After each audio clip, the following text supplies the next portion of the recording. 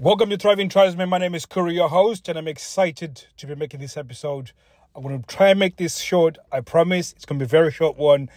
It's just continuation from the last episode where I was speaking a little bit, talking about commitment, and basically that when it comes to relationship, the woman cannot pick and choose as and when she can be 100% within the relationship.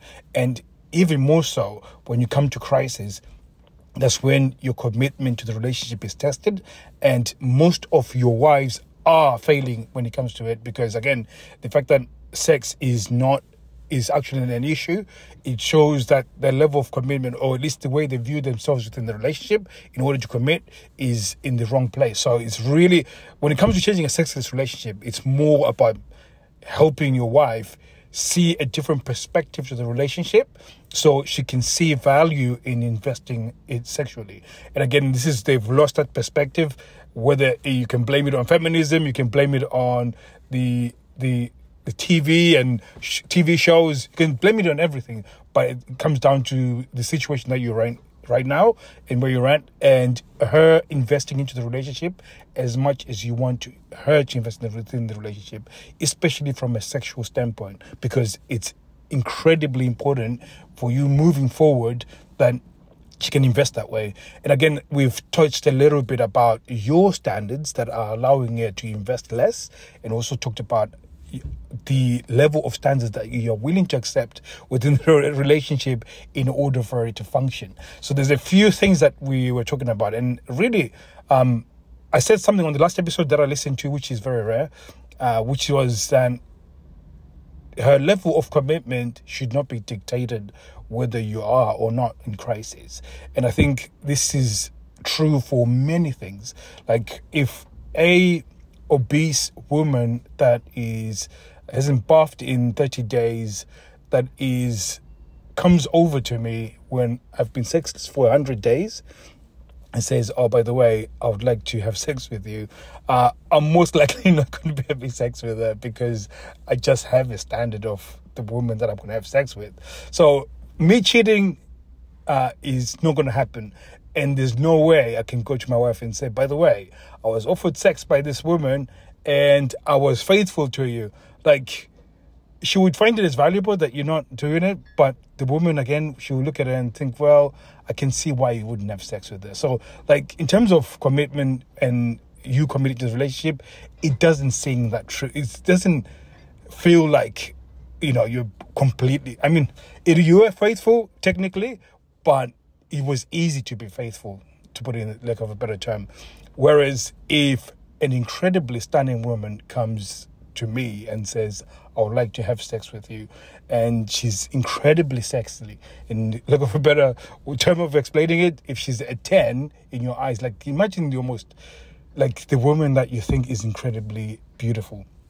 That's the one that comes in, offers you sex, and then you say no, and then your wife knows that you said no to her.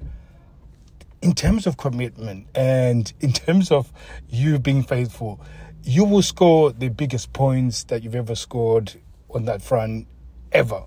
Like, it shows a massive level of devotion for you to be able to do that. So when it comes to crisis, and then her investment is indicated, or it is her investment is only dictated by whether or not you're happy, it's an indicator that she's not committed to the relationship.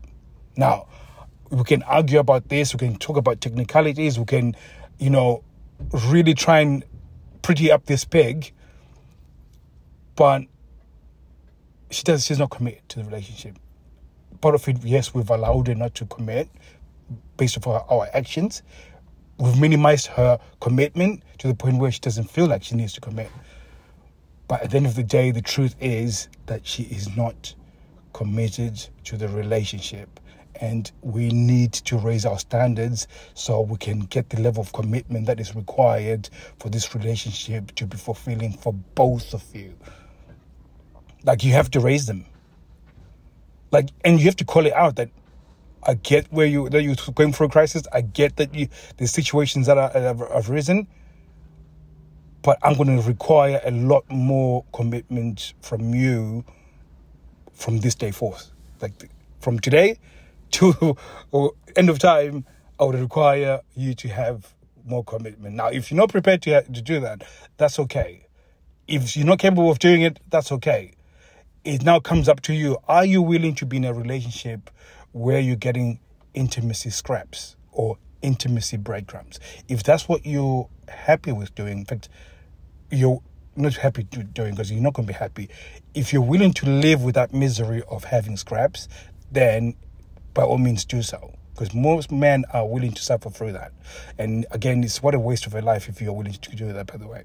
But if you're willing to do that, by all means, like this episode has got no, there's no need for you to be listening to this. But if you want something that is greater than what you have right now, then definitely you need to be working towards raising those standards for yourself and also for the relationship. That in order for you to function in this relationship, whether there is a crisis or not, you're going to have to continuously invest. That's the requirement. You're going to have to invest.